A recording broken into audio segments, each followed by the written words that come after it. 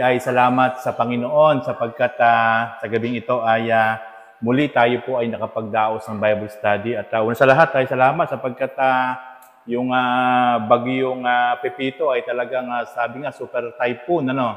Pero by the grace of God ay nakapagsamba pa tayo ng linggo at talagang dumaan yung linggo, Lunes, Martes, talagang salamat sa Lord sapagkat ang Diyos ay napakabuti sapagkat hindi tayo masyadong nasalanta ang Central Luzon. Pagamat may mga kababayan tayo na naapektuhan pero hindi naman ganun kadami ang naapektuhan. Kaya ating palakpakan ng Panginoon. Praise God. Purihin ng Diyos. Okay, siguro sa oras na ito ay tayo po ay mag-start na. Muli po ay salamat sa Panginoon sapagkat muli ay tayo po ngayon ay magkakaroon ng pag-aaral ng salita ng Diyos. Sapagkat napakahalaga po na talagang tayo po ay nagkakaroon ng consistent. Kulang po kasi yung linggo talaga eh. Yung linggo po ay talagang kulang sa atin sa buong isang linggo. Kaya napakahalaga po talaga na meron talaga tayong patuloy pa na alternative na feeding sa pamamagitan ng kapangyarihan ng salita ng Diyos. At sa buhay ni Eliza, salamat. Si Eliza nagpapasalamat sa atin. Nakaka-chat ko sa minsan at nagpapasalamat sapagkat tuloy-tuloy daw yung Bible study dito sa bahay. Kaya ako ay nagpapasalamat din sapagkat sa buhay ni Sister Merlin, salamat. At dapat kay Sister Cathy humirit next week na lang daw. Siguro ay medyo busy, kaya biglang napunta rito. Kaya salamat naman. Si Sister Merlin kahit subuan ay talagang inukay yan yung ating para hindi mabalda. Okay, sige po. Tayo ay magsimula na po sa oras na ito. At bago tayo magsimula, tayo muna po yung mag-pray. Lord, maraming salamat muli sa pagkakataong ito sapagkat tunay nga po na isang napakalaking pribilehiyo na kami po ng inyong mga anak at magkakapatid sa inyo, Panginoon, o God, nagkatipon-tipon sa tahanang ito, o God, upang patuloy po mag-aral at makinig ng inyong salita. At tulungan niyo po kami, Lord, ng mga salitang ito ay itimo niyo po sa puso't isip ng bawat isang mga kapatid. Even po sa mga makapanonood nito sa YouTube channel, kayo pong patuloy pong gumalaw at kumilos.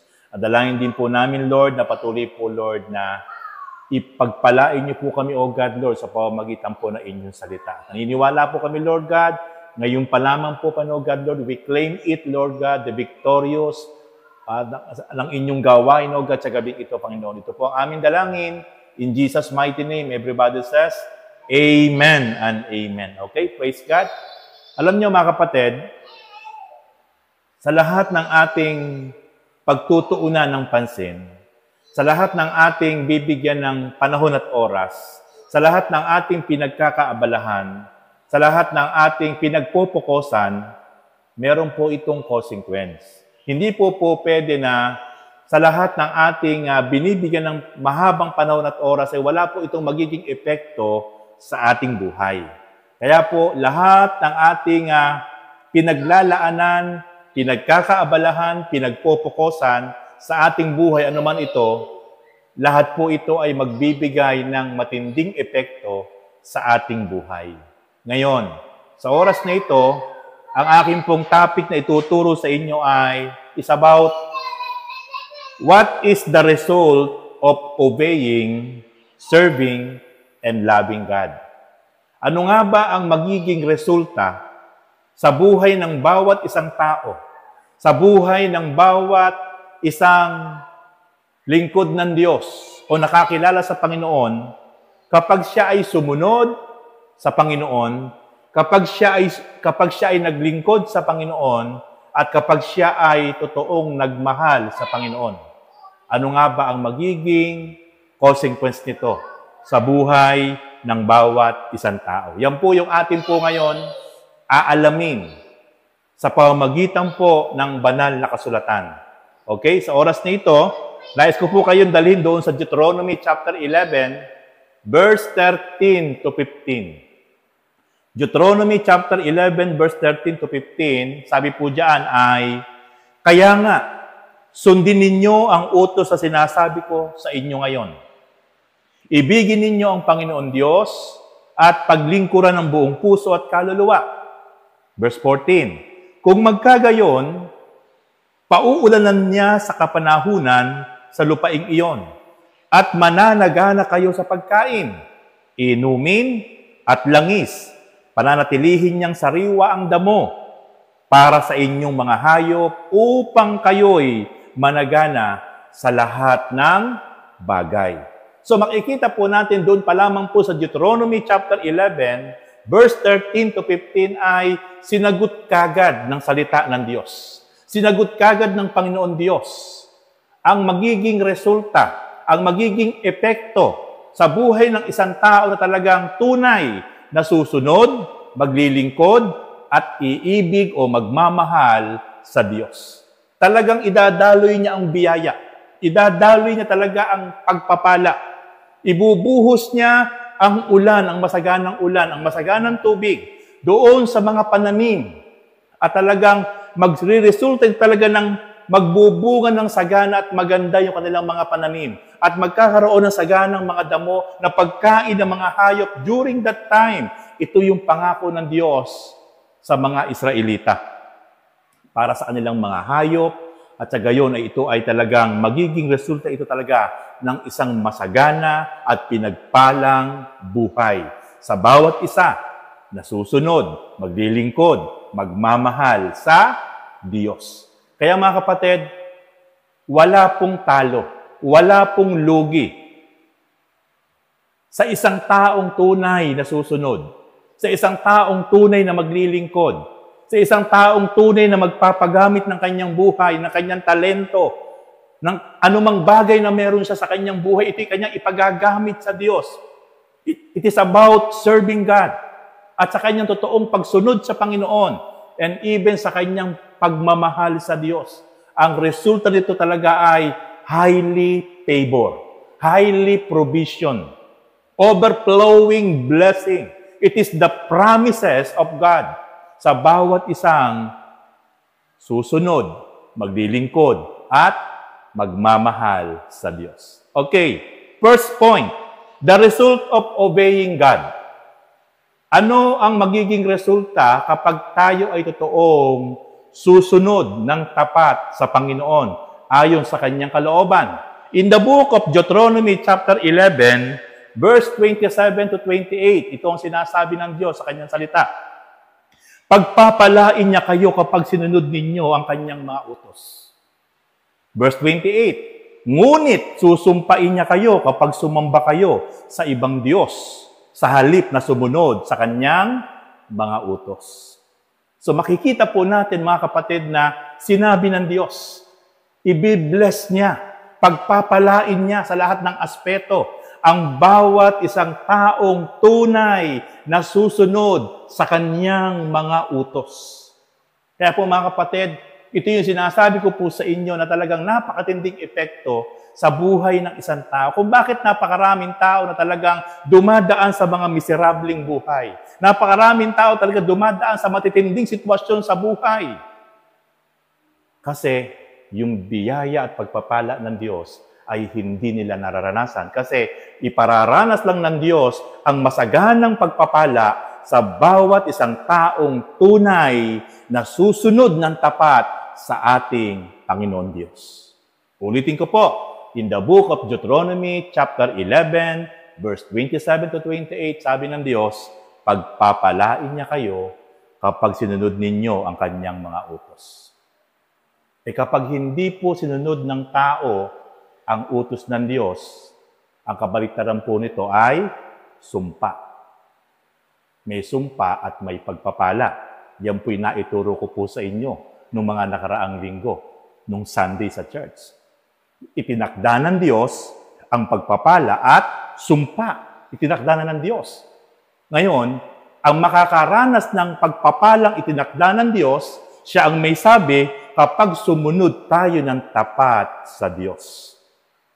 Hindi po yun babaliwalain ng Diyos. Kaya nga po ang bawat isang mananampalataya na talagang tapat na sumusunod sa Diyos, hindi po pwedeng hindi maranasan ang pagpapala na ipinangako ng Diyos. Pero sa verse 28, ang Diyos din ang may sabi, ngunit susumpain niya kayo kapag sumamba kayo sa ibang Diyos sa halip na sumunod sa kanyang utos. Alam niyo ba mga kapatid, hindi lang po yung mga idolatry ang Diyos-Diyosan. Listen carefully mga kapatid. Anumang bagay sa buhay natin na nagiging hadlang sa ating pagsunod ng tapat sa Diyos ay nagiging Diyos-Diyosan yan sa harap ng Diyos. Ang Diyos po ang may sabi, sa Diyos na mapanibuguin. Siya ang may sabi nun. Kaya, hindi lang po yung mga rebulto, hindi lang po yung mga larawan na niluluhuran, na binibigyan ng mataas na paggalang ng mga tao, hindi lang po yun. Ang Diyos-Diyos, bagamat yun po talaga ang original na Diyos-Diyosan, pero sa ating kapanahunan, anumang mga bagay sa buhay ng isang tao na nagiging dahilan kung bakit yung bagay na yon ay hindi sa makasunod ng tapat sa Diyos, yun po ay nagiging idolatry na niya. At yun po nagiging dahilan kung bakit hindi dumadaloy ang biyaya at pagpapala na ipinangako ng Diyos sa bawat isang taong pinangakuan niya na pagpapalain ko kayo, ibibless ko kayo kapag sinunod nyo ang aking mga utos. Yan po ang unang resulta kapag ang isang tao'y totoong sumunod sa Diyos. Nais mo ba nating maranasan ang pagpapala ng Diyos? Sundin po natin kung ano sinasabi ng Diyos. Kaya nga po napakahalaga nung atin po talagang pagbabasa, panunood, at pagpunta sa church, pagdalo ng mga gawain. Kasi po, dito sa mga gathering na ito, dito sa mga ginagawa natin ito, nalalaman natin, ipinauunawa sa atin ng Diyos kung ano po yung kanyang mga nais na dapat po natin sundin. Ipinauunawa sa atin ng Diyos. Para maranasan po natin ang ipinangako ng Diyos. Okay, next verse. Deuteronomy chapter 15, verse 5 to 6. Sabi pa rin po ng Diyos, kung didinggin ninyo ang kanyang mga tinig at susundin ang kanyang mga utos na sinasabi ko sa inyo ngayon, nangako siyang kayo'y pagpapalain kaya hindi kayo mangungutang kanino man. Bagkus ay magpapautang kayo sa maraming bansa. Hindi kayo masasakop nino man. Bagkus ay sasakupin ninyo ang maraming bayan. So makikita po natin muli po sinabi ng Diyos, kung didinggin ninyo ang kanyang tinig at susundin ang kanyang utos, ang sabi ng Panginoon, sinasabi ko sa inyo ngayon, nangako siyang kayo'y pagpapalain at hindi kayo mangungutang, bagkus kayo ang magpapautang. Gusto nyo bang mangyari mga kapatid sa ating buhay? Wow! Ang sarap po mangyari sa atin, hindi na po tayo mangungutang.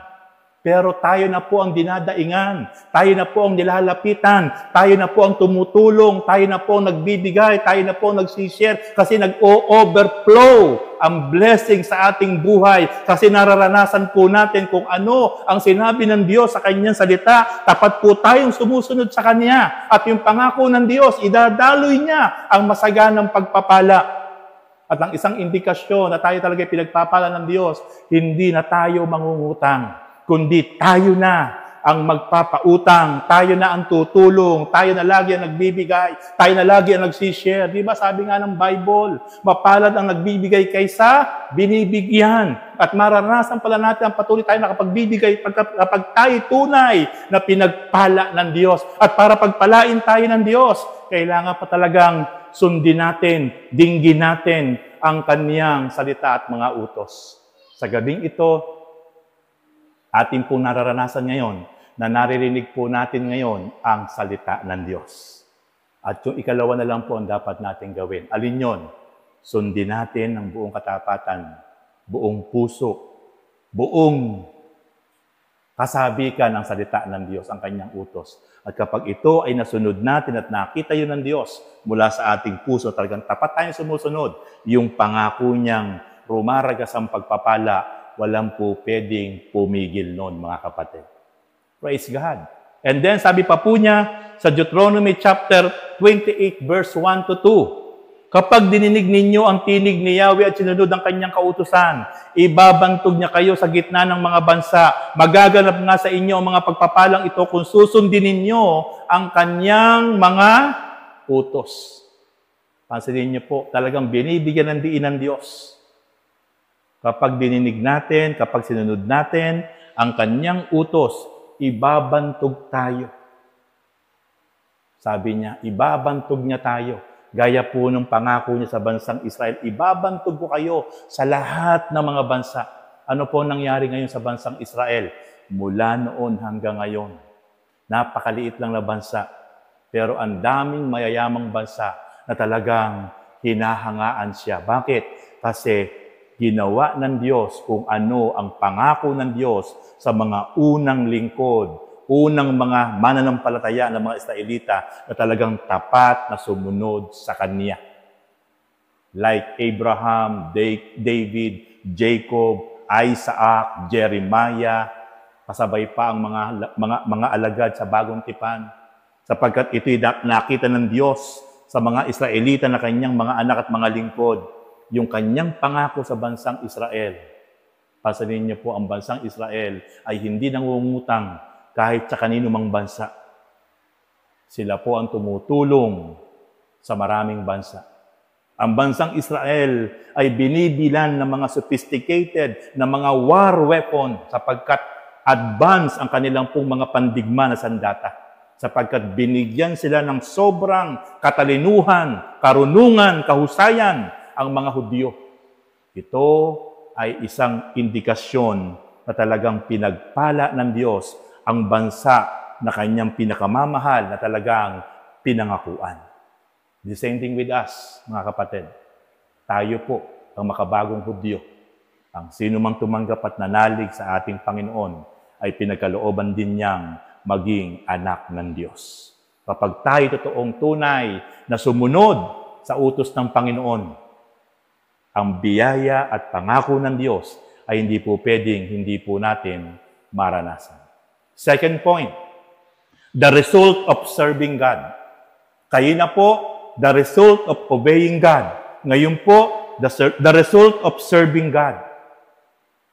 Kapag tayo po talaga ay nagpagamit, naglingkod sa Diyos. Hindi lang po yung pagpapastor ang paglilingkod sa Diyos. Hindi lang po yung pagpapaawit, pagtugtog ng gitara ang paglilingkod sa Diyos. Hindi lang po yung mga humahayaw, nagsishare ng Word of God ang paglilingkod sa Diyos. Sabi ko nga po sa inyo, anuman ang ating ginagawa ng buong katapatan, buong sigasig, buong inam, it is about serving God. Mga kapatid, tayo po, iba-iba lang po ang ating mga pagkagamit, pagkatawag. Pero lahat ng inyong ginagawa para sa Panginoon, para sa ministeryo, binagawa niyo po yan ng buong katapatan, buong inam, buong pagmamahal. It is about serving God. At kapag nakita ng Diyos ang ating tapat, masigasig na paglilingkod sa Diyos, anuman pong paglilingkod yan, ginagamit ka ng Diyos sa maraming bagay. Ginagamit ka ng Diyos sa maraming bagay na meron kang talento, kaalaman, o anumang meron ka na yan ay ginagamit mo para talagang tulungan, suportahan ang ministeryo ng gawain ng Panginoon. It is about serving God. Ang sabi ng Lord, the result of serving God, Exodus 23 verse 25, sabi ng Diyos, Akong si Yahweh ang siya lamang ninyong paglilingkuran. Kung magkagayon, pasasaganain ko kayo sa pagkain at inumin at ilalayo sa anumang karamdaman. Makikita natin mga kapatid ang magiging matinding epekto ng tapat na paglilingkod sa Diyos. Ang Diyos na makapangyarihan ng may sabi, kung ako lamang si Yahweh, ang inyo lamang paglilingkuran, sabi po ng Diyos na makapangyarihan sa lahat. Kung magkagayon, pasasaganain ko kayo sa lahat ng bagay, sa inumin, sa pagkain. At ano pa sabi niya? At ilalayo ko kayo sa anumang uri ng karamdaman. Kaya po yung mga tapat na naglilingkod sa Diyos, yung mga tapat na sumusunod sa Diyos, hindi po yan bibigyan ng Diyos ng mga malulubhang karamdaman. Alam niyo po, napakahirap po magkasakit. Sabi nga po, bawal magkasakit. Lalo na po yung mga malulubhang karamdaman. Kasi po alam niyo po kung bakit. Pag nagkaroon ka ng karamdaman ngayon na malubha, naku po, napakagastos. Laboratory, lalo na po yung may maintenance na po talagang idadialysis ka, CT scan ka. Ako po, uubusin ang savings ng isang tao kapag talaga nagkaroon siya ng malubhang sakit. Ang pangako ng Diyos sa Exodus chapter 23, verse 25, ilalayo niya sa anumang uri ng karamdaman na malubha at pagpapalain niya sa lahat ng uri ng pagpapala ang bawat isang tapat na naglilingkod sa Diyos. Kaya mga kapatid, worth it kung meron po tayong dapat talagang pagpukusan. Kung meron po talaga tayong dapat bigyan ng panahon at oras, lakas, o anumang meron tayo sa ating buhay. Resources, yung mga biyayang pagpapala tinatamasa natin, worth it po yan magamit natin para po sa kalooban ng Diyos. Bakit po? It is about serving God. At kapag nakita ng Diyos yung ating mga ginagawa na yan, para tayo ay magbalik ng pagsunod at paglilingkod sa Kanya, siya po ang may pangako. Pagpapalain ko kayo sa pagkain, inumin, at ilalayo ko kayo sa lahat ng uri at sakit at karamdaman. Praise God. Kaya talagang ibang klase ang Lord. Kapag talaga siya ay nalugod, kapag talaga siya ay nasiyahan, natuwa sa bawat isang tapat na sumusunod sa Kanya, naglilingkod sa Kanya ng buong inam, grabe po ang magiging resulta sa buhay ng bawat isa po sa atin. In the book of Malachi chapter 3 verse 18, sabi pa rin po ng Diyos, muli ninyong makikita ang pagkakaiba ng mabuti at ng masama, ng taong naglilingkod sa akin at ng hindi naglilingkod. Sabi ng Diyos, ipakikita ko sa inyo ang napakalaking pagkakaiba, a big difference ng taong masama at ng taong mabuti, ng taong hindi naglilingkod sa akin at ng taong naglilingkod sa akin. Pasalin niyo po mga kapatid, kayo mismo po ang magmasid.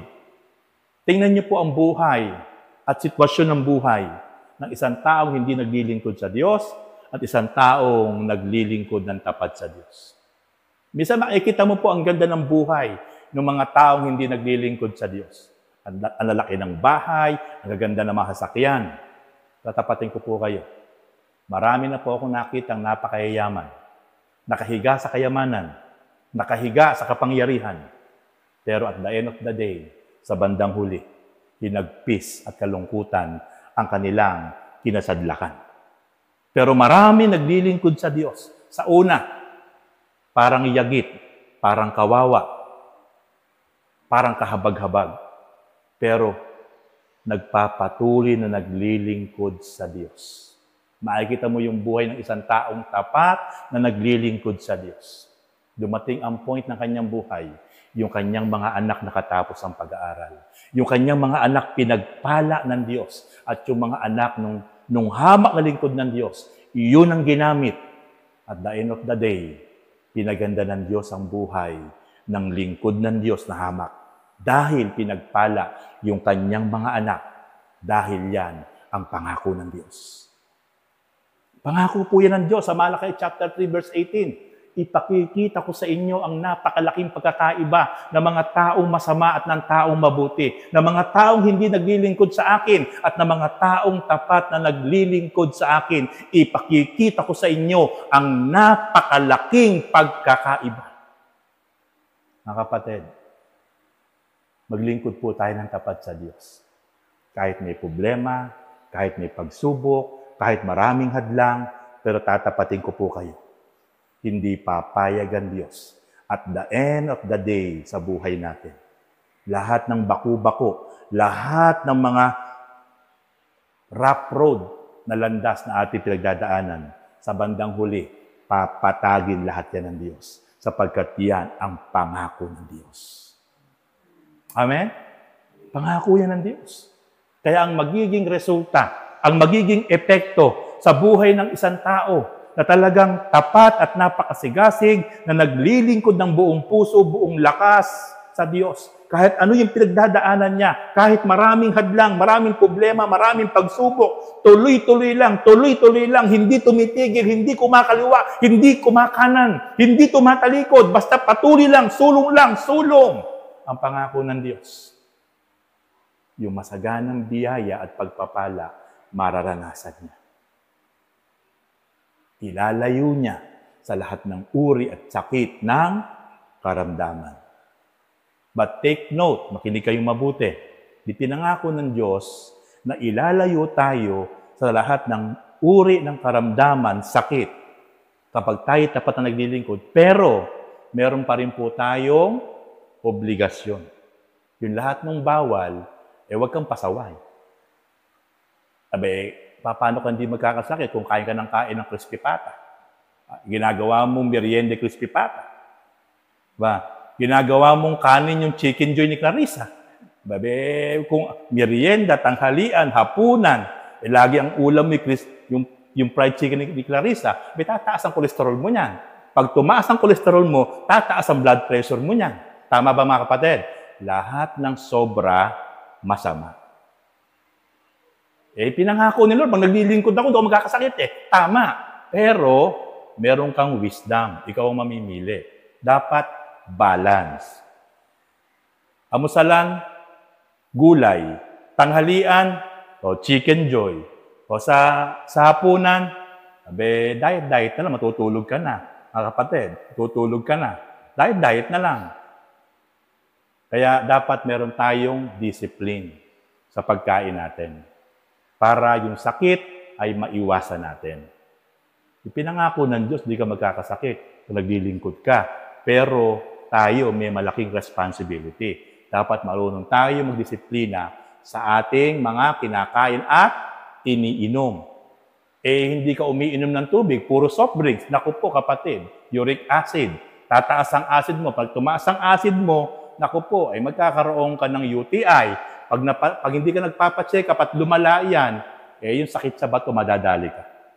Pag puro soft drinks ang iniinom mo. Kaya mga kapatid, dapat meron tayong part. Kahit tapat tayong sumusunod, tapat tayong naglilingkod, pero may parte pa rin po tayo. Piliin natin lang ang tamang kinakait iniinom. Huwag nating abusuhin ang ating katawan sa mga maling pagkain, sa mga maling iniinom. Okay? Tuloy po natin. John chapter 12 verse 26. Dapat sumunod sa akin na naglilingkod sa akin. At saan man ako naroroon ay naroon din ang aking lingkod. Pararangalan ng Ama ang sinumang naglilingkod sa akin. Ito niyo po mga kapatid, ang Panginoong Hesus-Kristo ang may sabi. Sabi ng Panginoong Hesus-Kristo, dapat sumunod sa Kanya ang naglilingkod sa Kanya. At saan man siya naroon, dapat naroon din ang Kanyang lingkod. At pararangalan ng Ama ang sinumang totoong naglilingkod sa Diyos. Napakasarap tumanggap ng karangalan. Napakasarap tumanggap ng mga appreciation na binibigay sa atin sa mundong ito. Pero higit na masarap, yung ang magpaparangal sa atin ay ang Diyos Ama dahil totoo tayong naglilingkod sa Diyos. Ang Panginoon Kristo may sabi nun. Ang sarap na tayo ay tatanggap ng karangalan dahil tayo tapat na naglilingkod sa Diyos. Last point, ikatlo, the result of loving God. Ang resulta ng pag-ibig sa Diyos. Kapag ang isang tayo totoong nagmamahal, sumusunod, naglilingkod sa Diyos, bunga yan ng kanyang pagmamahal. Hindi ka po pwedeng sumunod ng tapat sa Diyos kapag hindi mo minamahal ang Diyos. Hindi ka po pwedeng maglingkod ng tapat sa Diyos kapag hindi mo minamahal ang Diyos. Kaya kapag ikay tapat na sumusunod sa Diyos at tapat na naglilingkod sa Diyos, ang kahulugan niyan, totoo mong mahal at iniibig ang Diyos. Ngayon, the result of loving God. John chapter 14, verse 15 to 17. Kung iniibig niyo ako, tutuparin ninyo ang aking mga utos. Dadalangin ako sa Ama at kayo bibigyan niya ng isa pang patnubay na magiging kasama ninyo magpakailanman. Ito ang espiritu ng katotohanan na hindi matanggap ng sanlibutan, sapagkat hindi sa nakikita ni nakikilala ng sanlibutan, ngunit nakikilala ninyo siya sapagkat siya'y sumasa inyo at nananahan sa inyo. Kapag pala talaga tayo totoong umiibig sa ating Panginoon, bibigyan tayo ng isang patnubay na hindi nakikita. Yun yung banal na Espiritu. Yun yung mananahan sa atin. Yun yung gagabay sa atin. Sa anumang ating ginagawa sa araw-araw, nandoon ang gabay ng banal na Espiritu. At ito ang ipinangako ng ating Panginoon. Sa bawat isang umiibig sa ating Panginoon, meron talagang iba padala ang ating Panginoon na walang iba kundi ang Espiritu na sumasa atin. Kaya talagang ito yung talagang mararanasan, ito yung magiging resulta ng isang tunay na nagmamahal sa Panginoon at sa ating Diyos. Meron siyang guidance, meron siyang protection, walang iba kundi ang banal na Espiritu na laging sumasa atin. And then, John 14 verse 21, ang tumatanggap sa mga utos ko at tumutupad nito ang siyang umiibig sa akin.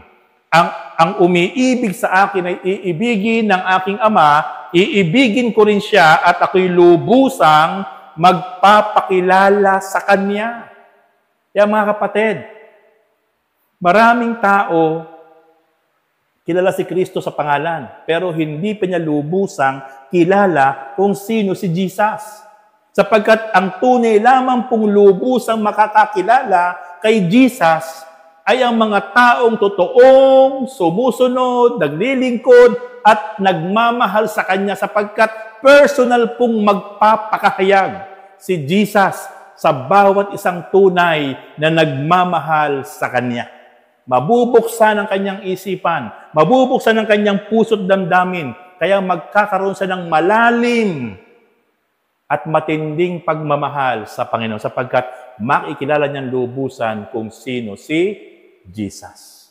Yan ang malaking kaibahan ng isang taong tunay na tapat na sumusunod, naglilingkod, at ang magiging bunga niyan, talaga totoo niyang minamahal ang ating Panginoon.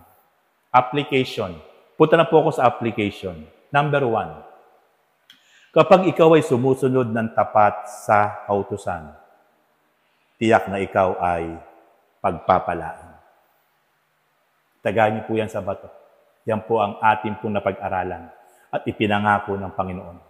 Kapag tayo totoong tapat na sumusunod sa utos ng Diyos, sa Kanyang salita, tiyak po yun, granted po yun, yung biyaya at pagpapala ng ipinangako ng Panginoon, mararanasan po natin yun. Ikalawa, kapag ikaw ay naglilingkod ng tapat sa Diyos, tiyak na ikaw ay pagpapalain din ng Diyos. Wala po makapipigil. Maraming maiinggit sa iyo. Maraming magbubulong-bulungan sa iyo. Sapagkat hindi po pwedeng hindi mangyari na ikaw ay sobrang pagpalain sa lahat ng aspeto kasi ipinangako yan ng Diyos. Ipinangako yan ng Diyos. Kapag pinaglingkuran natin sa ng tapat, ng buong kagalakan, pagpapalain niya tayo sa lahat ng ating mga pangangailangan, ilalayo sa lahat ng uri ng karamdaman. Kaya nga po magugulat, magbubulang-bulungan, maiinggit ng maraming tao sa ating kapaligiran. Kasi po, ang nagsusupply ng biyaya at pagpapala sa atin ay ang ating Panginoon Diyos na nangako sa bawat isang tapat na maglilingkod sa Kanya. Ikatlo, kapag inibig mo ng tapat ang Diyos, ikaw ay pararangalan ng Diyos. Masarap tumanggap ng karangalan. Masarap tumanggap ng parangal. Di po ba? Na merong nagsasabit sa iyo ng medal, merong nagbibigay sa iyo ng trophy, merong nag-a-appreciate sa iyo kasi ikay pinararangalan sa anumang aspeto. Pero kapag tayo tunay na tapat, na umibig, sumunod, naglingkod at nagmahal sa Diyos, pararangalan tayo ng Diyos. At iyon ang pinakamasarap na maranasan. Ang nagpaparangal sa atin hindi tao, kundi ang Diyos na ating pinaglilingkuran.